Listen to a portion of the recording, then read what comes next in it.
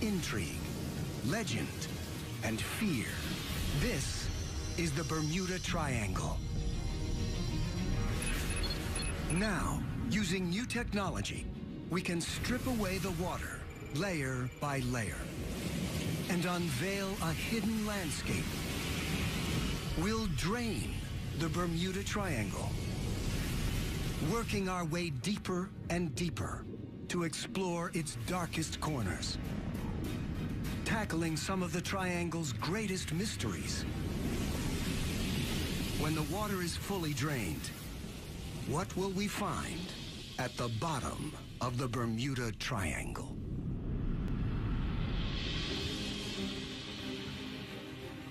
Bermuda, an island oasis 650 miles off the east coast of the United States. For centuries, it's been a refuge for Atlantic shipping, but the island's waters conceal a deadly threat.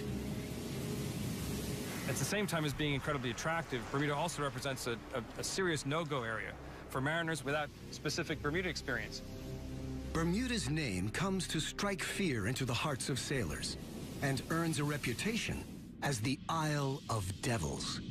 The paradox of Bermuda's paradise is that it was literally a ship's graveyard for its first 200-300 years. As custodian of the wrecks, Philippe Rouja tracks and monitors Bermuda's historic shipwrecks. And there are plenty to keep him occupied. In fact, these waters may have claimed up to 300 vessels. Why have so many ships perished in these crystal-clear seas, so close to land? Philippe sets out to visit several wrecks that could shed some light on this mystery.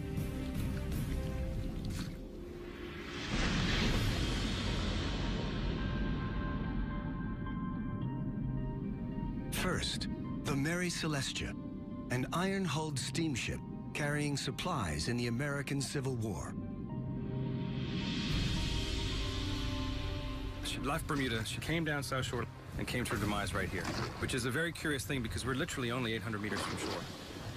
It happened on a flat, calm day. There's a lot of intrigue about it. Trying to figure out just how this came to be.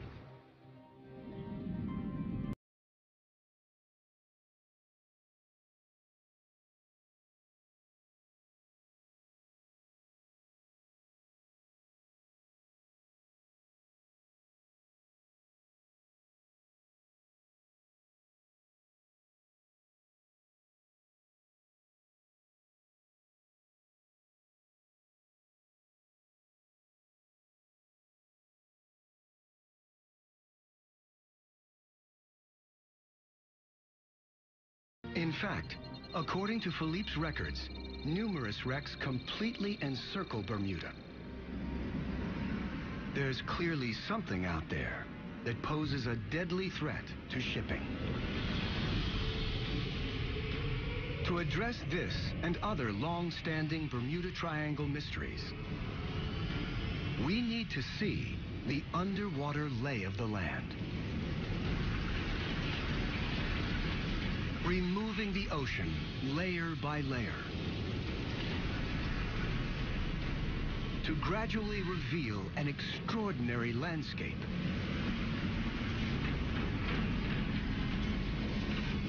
Never seen before.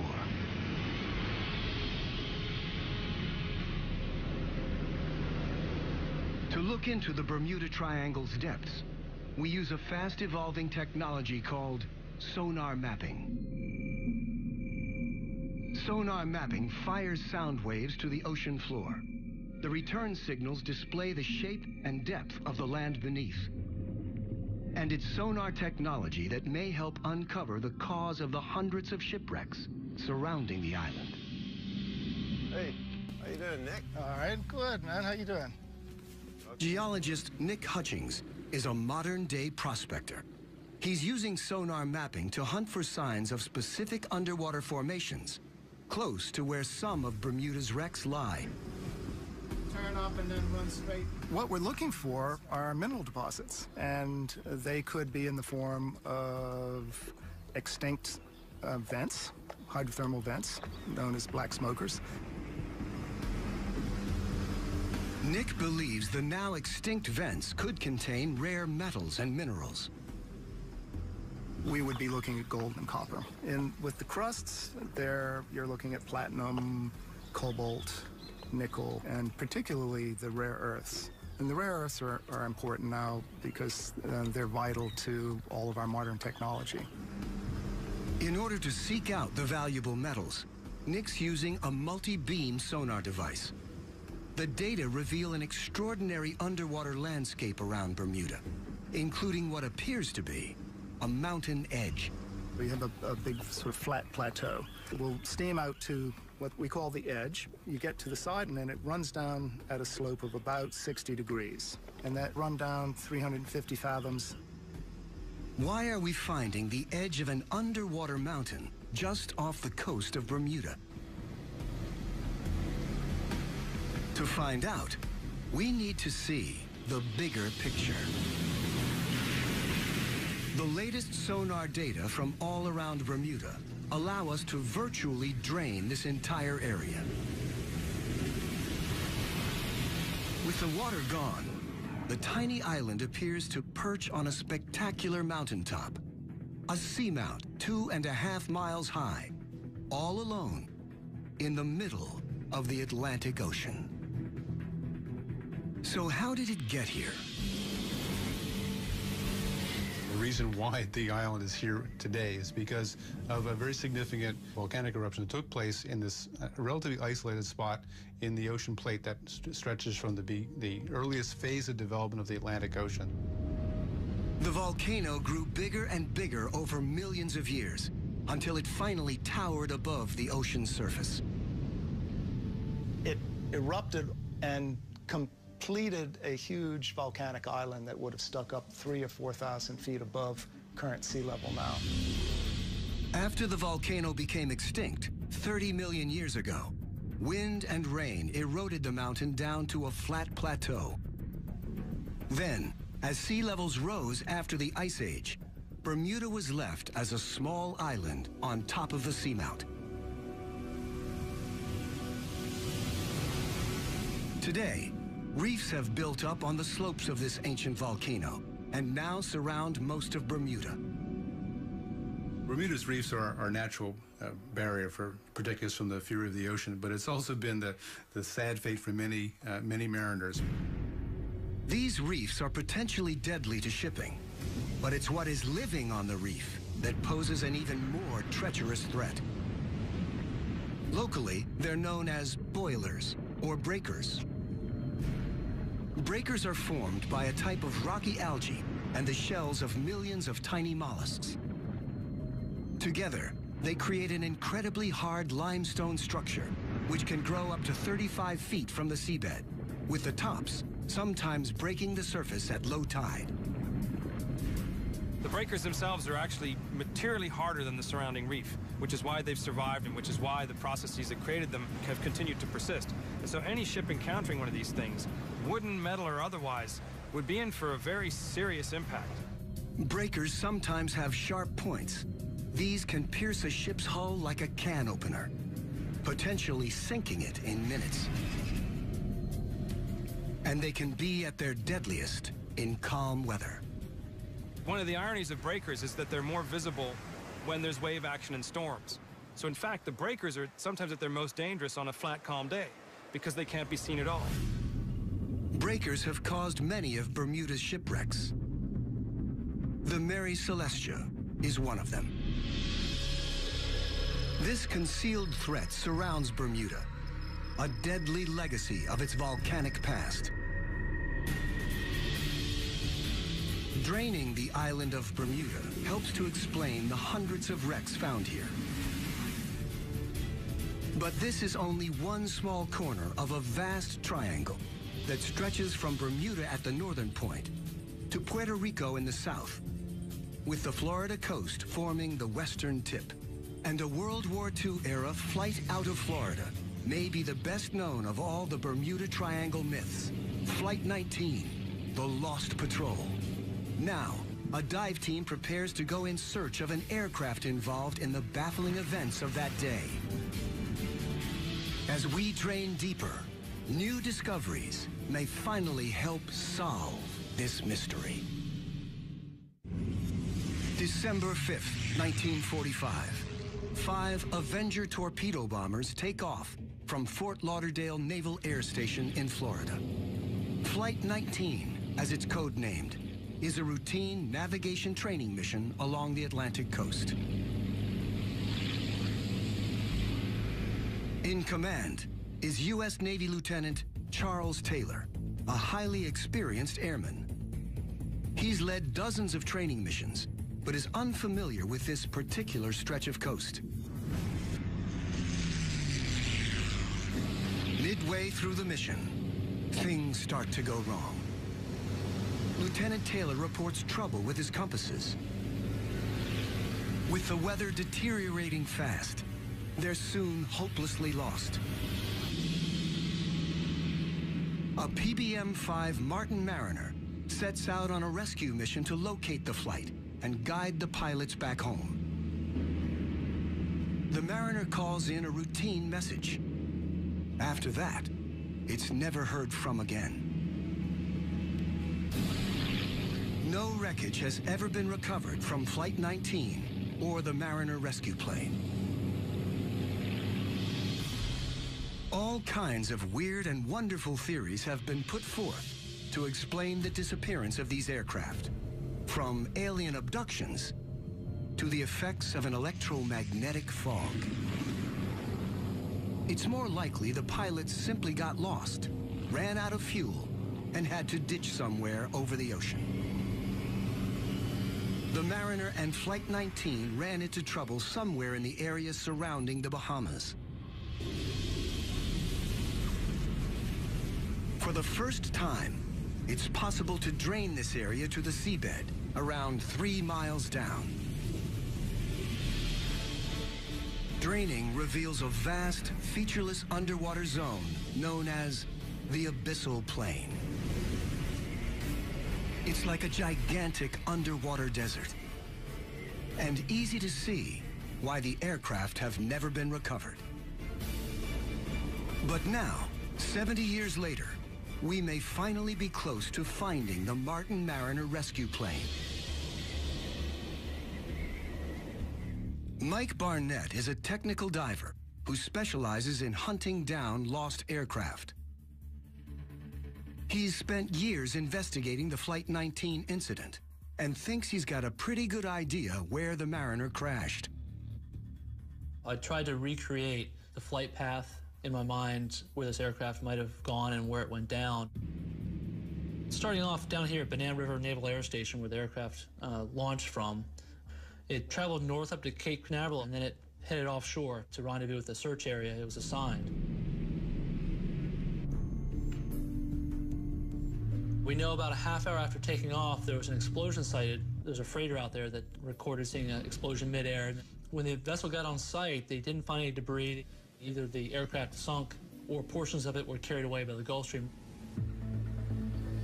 Today, Mike and his team set out in search of the remains of the lost aircraft. The site we're going to investigate today, it's about 230 feet of water, about 50 miles off the coast.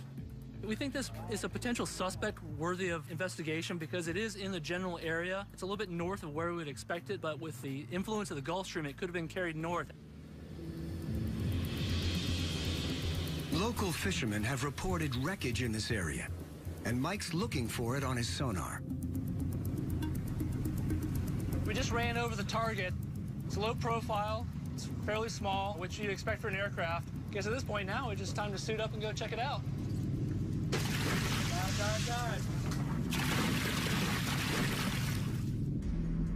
The target's more than 220 feet down. Mike thinks it could be a plane, but he can't yet tell whether it's the Mariner.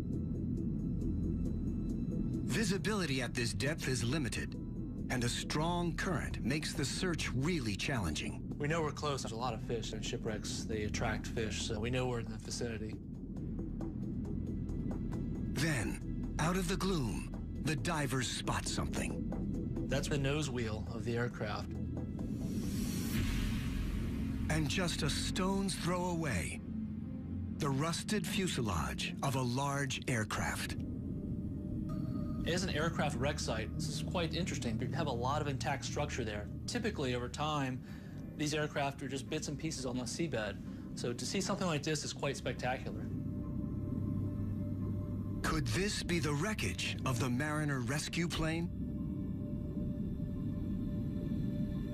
The next step is to record any evidence that might identify the aircraft.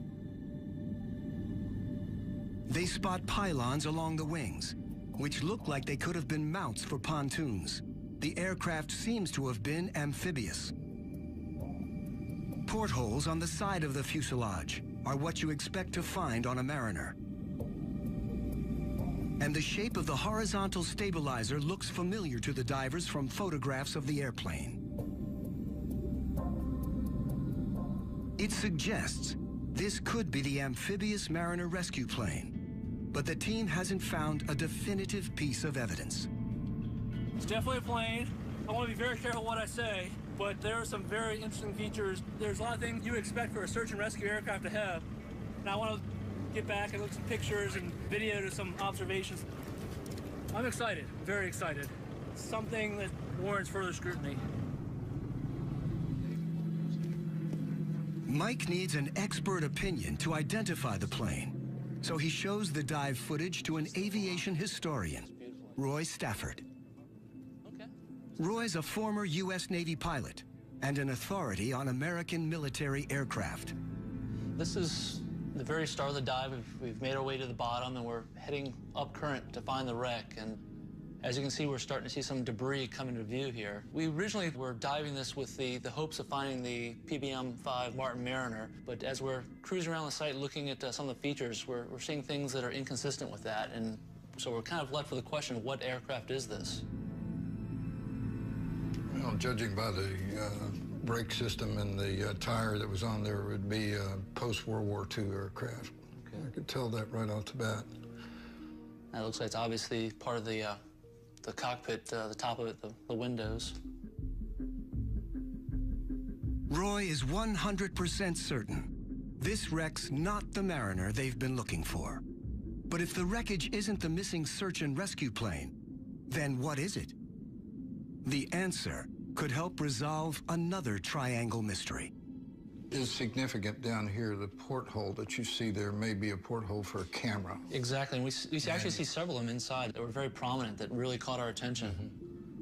You can see there's twin engine. That pretty much ices it. There's only two possibilities, two pylons, one on each side would be either an RB-66, which usually wouldn't have a reason to be in that area, or the Navy A-3. It doesn't take Roy long to conclusively identify the type of plane. It's beyond a doubt an A3 Skyward by comparing the fuselage and the pylons underneath the wings, the sweep back on the horizontal tail, the fact that the landing gear retract into the fuselage. These are all absolute indices of it being an A3 Skyward. The A-3 Sky Warrior was the largest carrier-launched aircraft in the U.S. Navy in its day.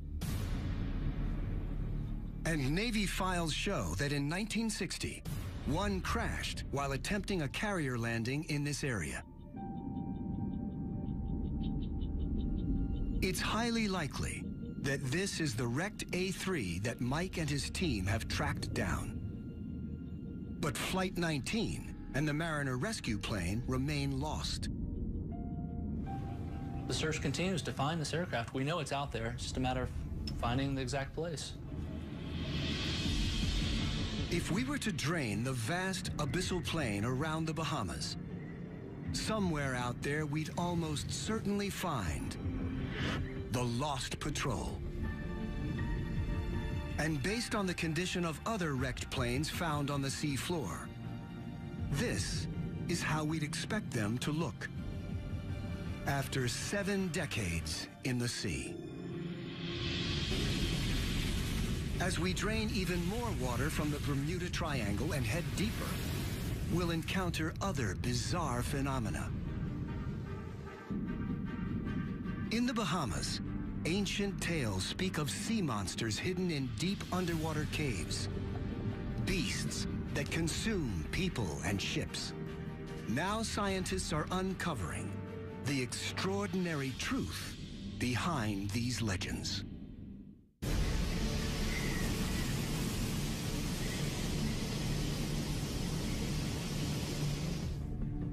Just 50 miles off the coast of Florida, at the Bermuda Triangle's western point, lie the Bahamas. An archipelago of more than 700 islands. Here we encounter one of the Triangle's most mysterious natural forces. Whirlpools that, according to local legends, can suck down people and ships. With the ocean's drain to nearly 3 miles, a stunning landscape is revealed. The Bahamas sit atop a vast limestone plateau that rears up from the seabed.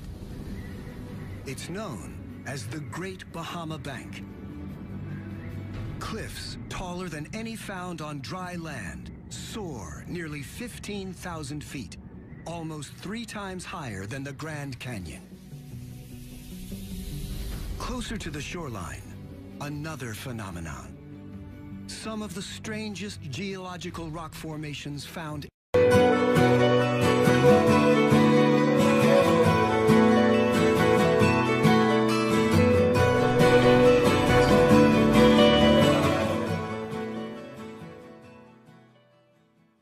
anywhere in the world.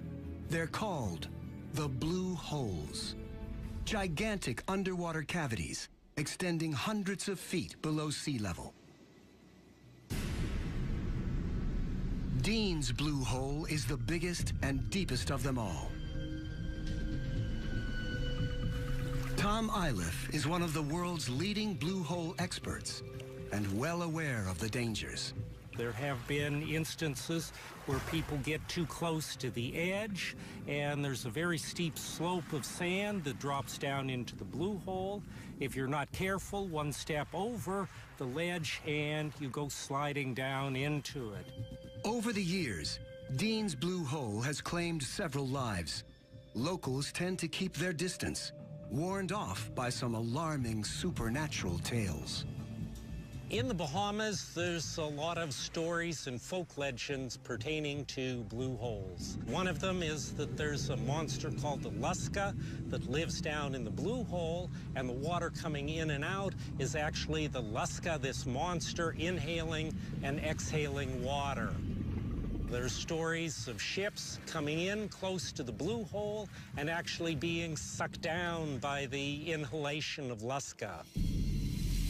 Incredibly, Tom has observed whirlpools at Dean's Blue Hole, just like those spoken of in the legends.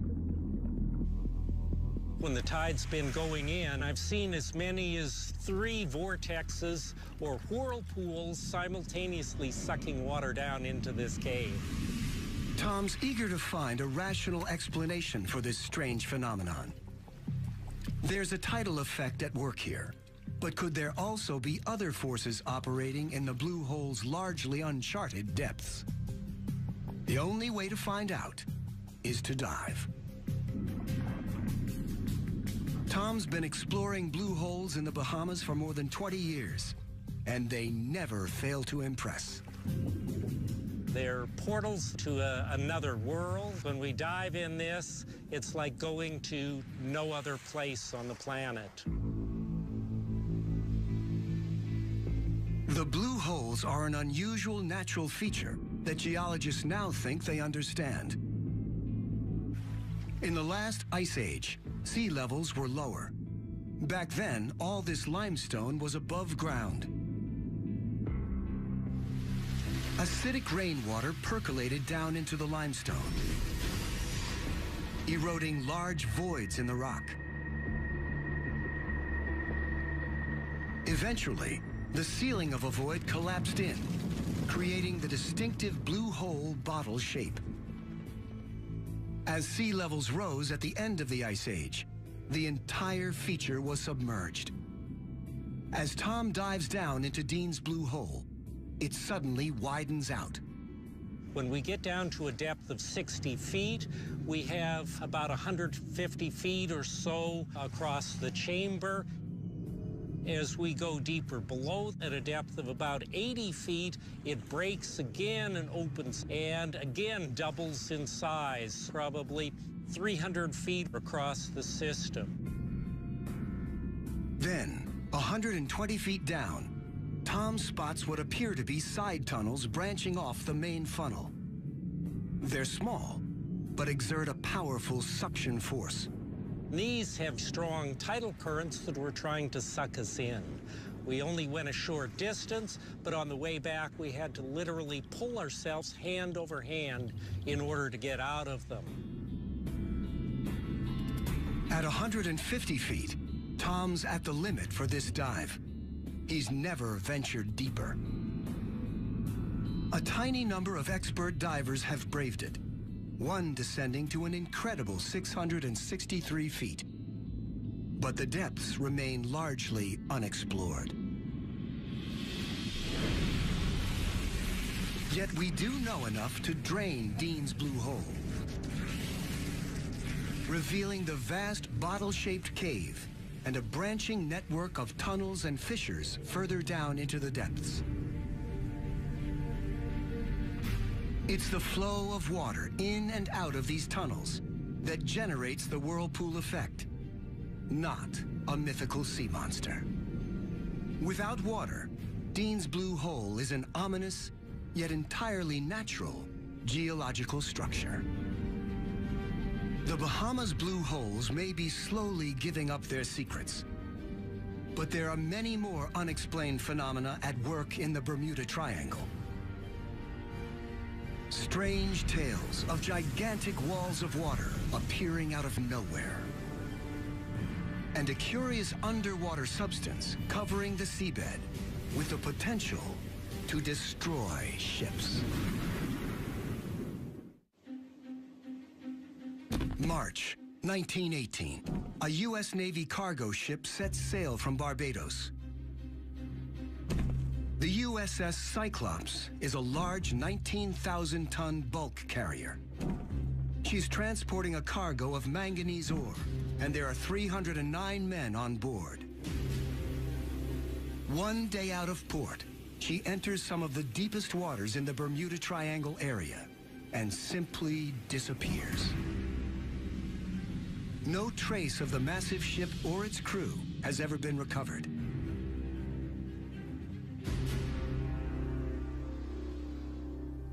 For Marvin Barash, the story's linked with personal tragedy.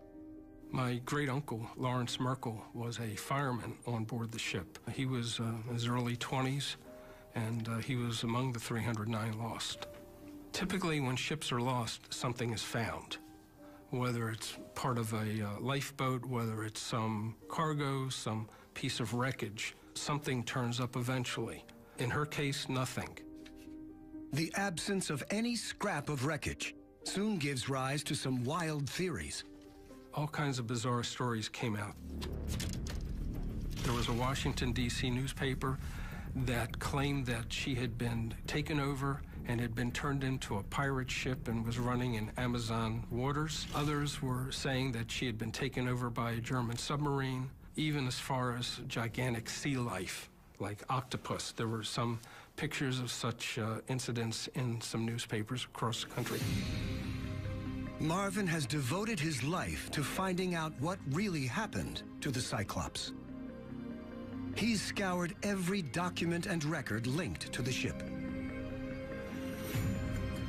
It's taken decades of painstaking research, but he now believes he's identified a fatal weakness in the ship's design. She was, at one time, the largest and fastest U.S. Navy ship afloat. She had a flat bottom. She rolled quite easily. And on one day, she rolled approximately 50 degrees one way and in the high 40s the other way. And to many vessels, that could have just continued and caused a complete catastrophe. So given the ship's tendency to roll, did something happen to tip her over? Something extraordinary. For centuries, mariners have spun tales of rogue waves. Enormous walls of water appearing out of nowhere, overwhelming any ship in their path. The idea of rogue waves has been the thing of legend for many, many hundreds of years. Mariners come back reporting having seen these waves, having experienced and survived these rogue waves. According to Dr. Simon Boxall, these old tales can no longer be ignored. By using satellites, we can observe the entire world in a few days. And so we have, over the last 20 years, observed and measured freak waves, which are, in some cases, in excess of 100 feet. So they do exist. Supersized waves have occasionally been captured on film. This one, in the winter of 2012, slammed into an emergency response vessel in the North Sea.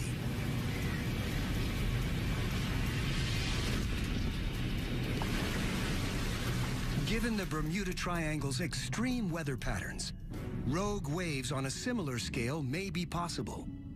You have North Atlantic, you have equatorial storms, the hurricane system's coming through on a regular basis, and you've got storms coming off the Gulf of Mexico. And these come together to create a very confused and a very turbulent sea with freak waves. So did the Triangle's turbulent seas produce a freak wave large enough to sink the Cyclops? The Bermuda Triangle has long been thought of as a place of mystery. We're using the latest technology to drain it layer by layer and possibly dispel the myths. Sometimes experimental science can help tackle a long-standing puzzle. Plymouth University in southern England, the Coast Laboratory Wave Tank. This is one of the most advanced wave tanks in the United Kingdom. It can simulate a wide range of the ocean conditions that occur in the Bermuda Triangle. Scientists here take the theory of rogue or freak waves very seriously. Let's go for a focus location of 16 meters. Today, these oceanographers are conducting an experiment to determine whether a rogue wave could have sunk a large vessel like the missing U.S. Navy ship, the Cyclops. The team deploys a scale model comparable in size to the Cyclops. First, they generate a normal wave pattern.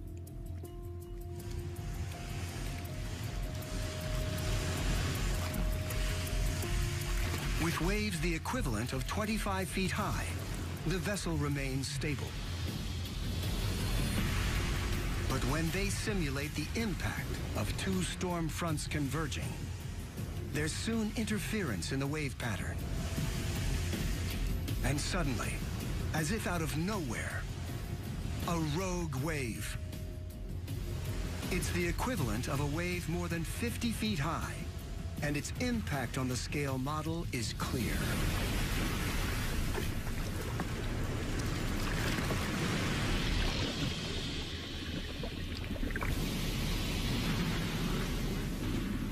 So there is evidence that a rogue wave could theoretically have sunk the Cyclops.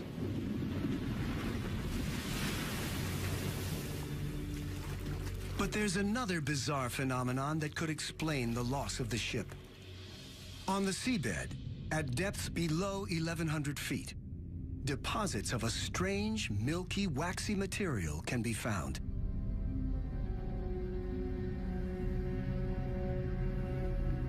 A single patch can cover an area bigger than Manhattan. It's a substance called methane hydrate.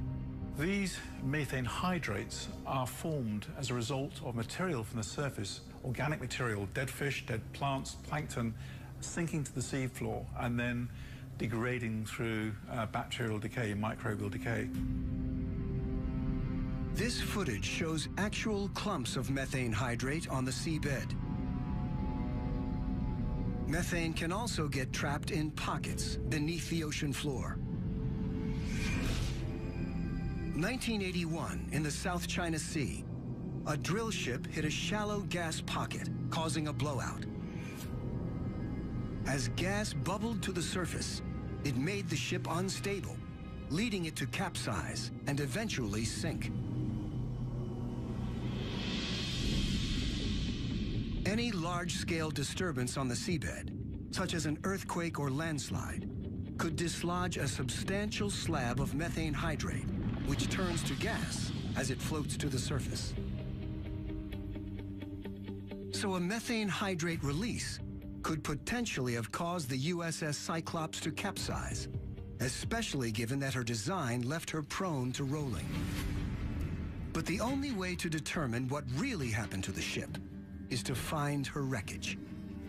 Having studied as much as I could about approximately how far the ship may have made it from her departure point, I think she probably was about a day out of port, and she probably wound up around the northwest area of Puerto Rico. Marvin's hopeful that the wreckage site may one day be found. To find the resting place of Cyclops and my great uncle and all the others who served with him would mean a lot. But if Marvin's calculations are correct, the ship won't be easy to recover. Draining the area reveals a trench up to 5 miles deep. The Puerto Rico Trench. This is where the triangle reaches its deepest point. In fact, it's the deepest point in the entire Atlantic. As scientists explore the massive underwater feature, they're finding it could conceal the deadliest of all the Bermuda Triangle's secrets. The source of a potentially devastating tsunami. The deepest part of the Bermuda Triangle, the Puerto Rico Trench, may conceal its deadliest secret. So scientists race to explore this inaccessible underwater region. Here, in the National Geographic Society's remote imaging laboratories, they've developed a radical new technology for filming the deep ocean. It's called DropCam. Perfect. Good to go. After years of development, lead engineer Eric Birkenpass tests his camera in the ocean off Chile. It's unpowered. A heavy weight pulls the camera down. There was still a lot of butterflies in our stomach when we actually threw it over the side into the real ocean. When the team deploys it in the Puerto Rico Trench, it takes an hour and a half to travel the 5 miles to the bottom. It's programmed to spend several hours more on the ocean bed, then resurface and transmit its position. There's a huge sense of relief when you first hear that VHF beacon on your radio transmitter and you see that satellite fix. These are among the first images from the bottom of the Puerto Rico Trench, 5 miles straight down. The Deep Sea Imaging Project has given us a window into one of the great unexplored regions of planet Earth. But their images are a series of snapshots, capturing an area of just a few square feet at a time. In order to drain the whole Puerto Rico Trench, we need much more data. U.S. Geological Survey scientist Yuri ten Brink is attempting to map the entire feature and believes there's a pressing need to do so. We started researching this trench because it is very similar geometrically to the Sumatra Trench, where the 2004 Sumatra earthquake and big tsunami happened. And that was a big worry here because a magnitude 9 earthquake on the Puerto Rico Trench can unleash a tsunami that will hit the U.S. East Coast and even Europe. Yuri's team deploys remotely operated underwater vehicles called ROVs to scan the trench and assess the tsunami threat level. The ROVs fire sonar pulses to obtain as accurate a readout as possible. Their 3D mapping reveals the sheer sides of vast underwater canyons. In some of the valleys and rifts, there are sometimes walls that can be like 1,000-meter high or something like that. Geologists have long known the trench formed as the edge of the North American tectonic plate moved underneath the Caribbean plate and simultaneously slid against it.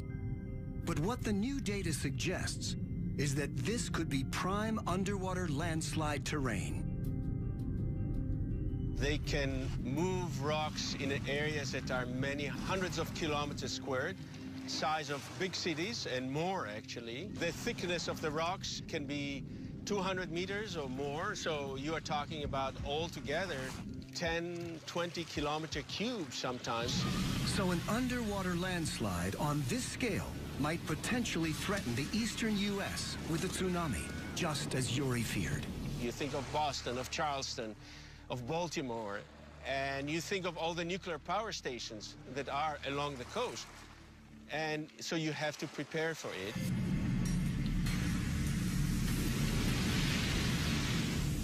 The terrifying impact of a tsunami on an insufficiently protected nuclear power station is now understood. Following the 2011 Fukushima disaster,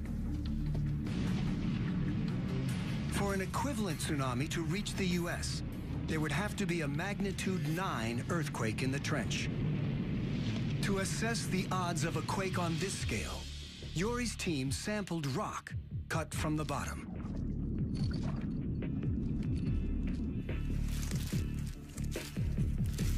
Back in the lab, they were able to reach conclusions about the threat to East Coast residents and those living closer to the trench. From our current understanding, we are not sure that it's capable of such large earthquakes. That not to say that it's not capable of big earthquakes, magnitude 8 to 8.5. That could also happen. They may not hit the U.S. East Coast, but they will still cause tremendous damage in the Caribbean. It's also possible that an earthquake centered in the trench could trigger a methane hydrate release, a further clue that these may be responsible for some of the area's notorious disappearances. Yuri's completed data allow us to drain 500 miles of the Puerto Rico Trench. Given its vast scale and immense depth, it's perhaps no surprise many of the triangle's missing ships and planes remain lost. There are spectacular sheer cliffs several miles high. It's truly an awe-inspiring landscape at the very bottom of the Atlantic Ocean. 5 miles down. Draining the Bermuda Triangle has shown a stunning range of highly varied terrain.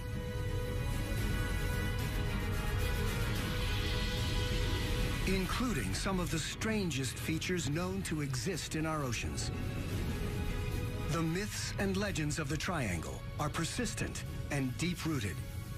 Yet we've discovered that the dangers posed by this area don't appear to come from any supernatural phenomena, but from the very real and very deadly forces of Mother Nature herself.